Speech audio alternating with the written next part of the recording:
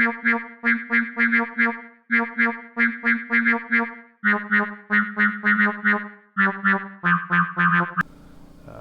do have to say though, Doom, the new Doom that came out, I was really impressed with that. I thought that was a good game.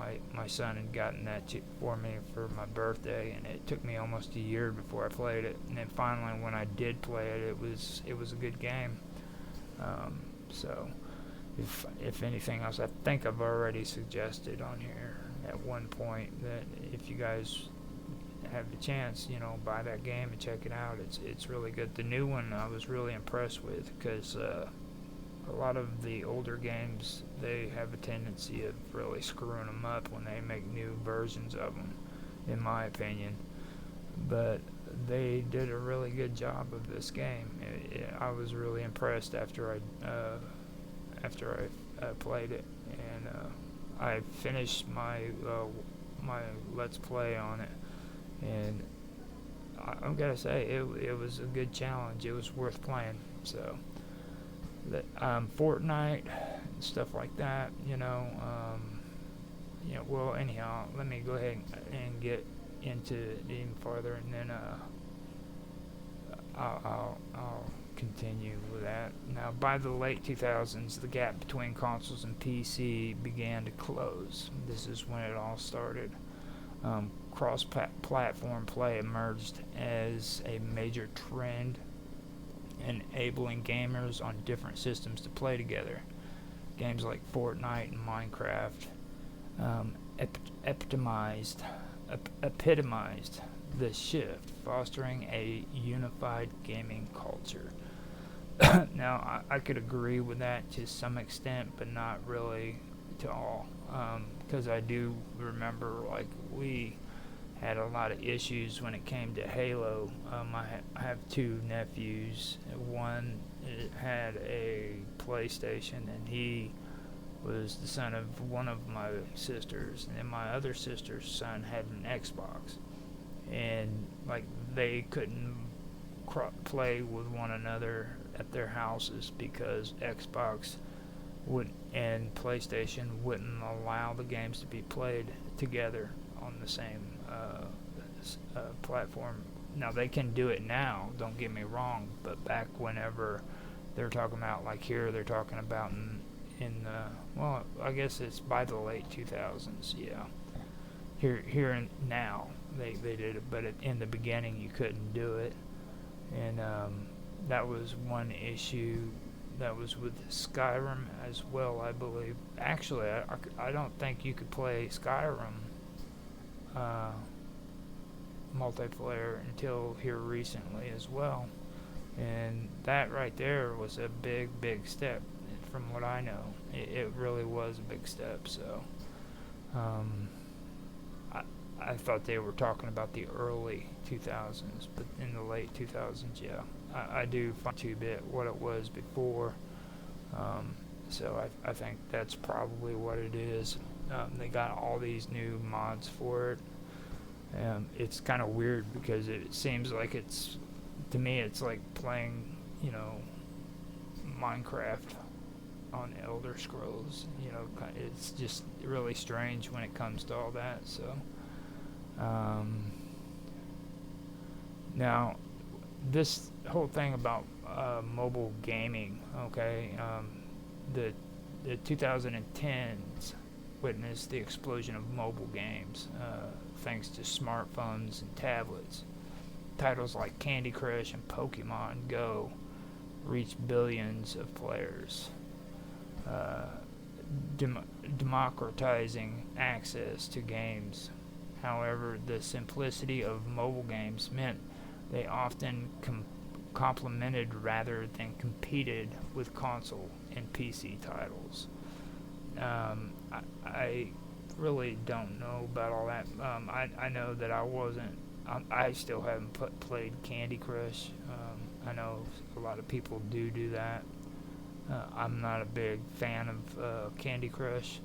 Now, Pokemon Go, I always thought that was really weird that full-grown men were standing in parks trying to catch a Pokemon. And to this day, I still have an issue with that.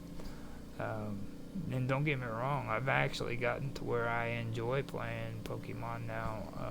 Me and Rapid got me started on playing Gen 1, and then we started a little bit into Gen 2. Him and the Drew Gamer, they've both been kind of getting me encouraged to play it some more on YouTube. So I've been thinking about getting in there and playing some more Pokemon, but I'm so burnt out on retro games right now. Like, this shit is ridiculous. I'm uploading freaking all of these videos just to get them onto the internet because it's taking up space in my on my computer. And then I'm not just doing the gaming. I'm also doing roundtables and stuff like that, talking about stuff outside of the gaming community. So it's made it to where I'm actually having to step up and do a lot more than what I'm used to doing, you know. So that's the one thing that I have really gotten sick of. And, you know, I'm a 51-year-old man, and I've said this multiple times, but it's true, you know. I don't want to be, 60 years old and still freaking sitting at the computer freaking playing video games so that I can get views on YouTube. That's not how I see my next 10 years as being. I'll still play, don't get me wrong, but at the same time I'm going to venture out and I'm going to do other things as well. So that is that's probably the best I have for my rant right now. I'm just wanting to really get through and make a good stream because the last two attempts have been an utter disaster. So I'm really wanting to catch up on a lot of this stuff. Now, streaming services such as Google Stadia and NVIDIA GeForce Now and Xbox Cloud Gaming aim to revolutionize the industry by eliminating the need for high-end hardware. Although still in its infancy, cloud gaming represents a potential future where internet gaming and consoles merge seamlessly. Me, Mark, and Tan actually did an episode together on this topic, and it was really, really interesting. Some of the stuff I found out about this cloud gaming. When I first tried to mess around with cloud gaming, or when I first heard about it, I didn't like what it sounded like. And while we were going through and we were talking about all this stuff, I really did want to hate cloud gaming. I thought, that I had to not like it just by the way it sounded and the fact that you had to get on the internet and pay for services per month, and no downloads and stuff of that nature. But the more I read on how it was all set up, not only with the network, but also the way that they set it up with the devices and the programs and stuff like that, and the actual build on these towers and stuff like that. By the time I was done and had a pretty good understanding of it, it was hard for me to actually say I didn't like it, to be honest with you. It's a pretty good setup. If they can pull this off, I could see cloud gaming. If they could do the same thing with other systems and platforms like they do with cloud gaming, I think that the internet is going to benefit from it, to be honest. I just, I'm really kind of hesitant because of possible regulations and stuff being set down in the future when it comes to politics and stuff like that. I've mentioned it about Xbox and Activision and the issues that took place over in the EU. And I really meant that when I was talking about it. It just seems odd that why was it that the EU stepped in and said, well, we'll allow you to do the merger and accept it 100% here in the EU if you put your games on the cloud. I mean, what did they have to gain out of that? That kind of gets me to wondering. So we've already done that in previous episodes, but I just wanted to mention that too. When it comes to cloud gaming, it is a good setup, and it does sound pretty good. But I'm also weary about it when it comes to the whole political aspects behind it, and stuff of that nature. Now, from LAN parties to global phenomena. Okay, the competitive gaming scene, once confined to small LAN gatherings, has grown into a global industry worth billions of dollars. Esports tournaments for games like Dota 2, Counter-Strike, Global Offensive, and Valorant attracts millions of viewers and offer prizes rivaling those of traditional sports.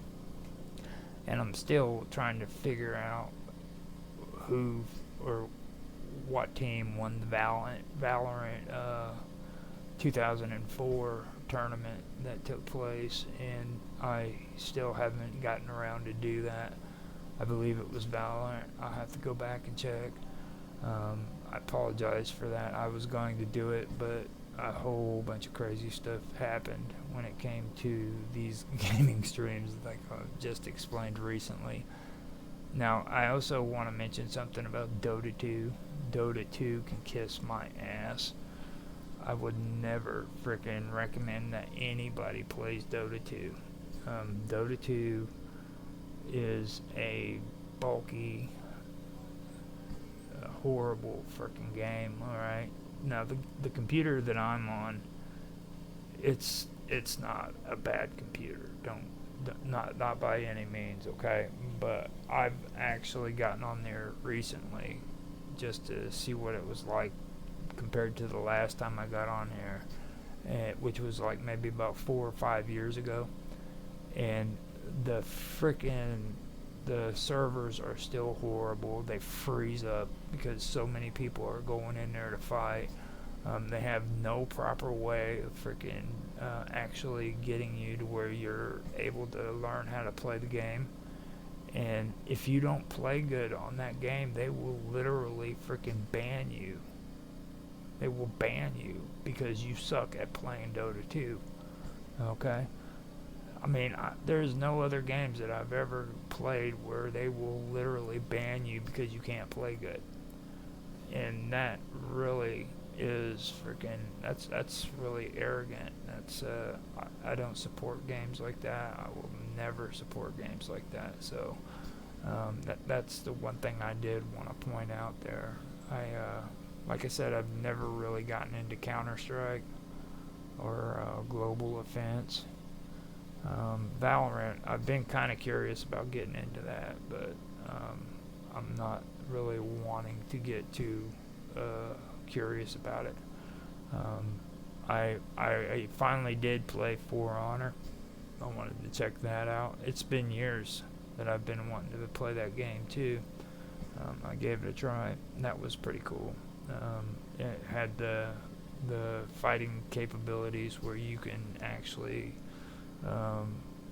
make your sword block or attack in a certain way, and then you can parry and stuff of that nature, which I'm really into that. But it's hard finding games that are like that. I finished up doing my live stream for that one, and I've also got Kingdom Come, which is streaming right now on my Gaming with Infinite channel.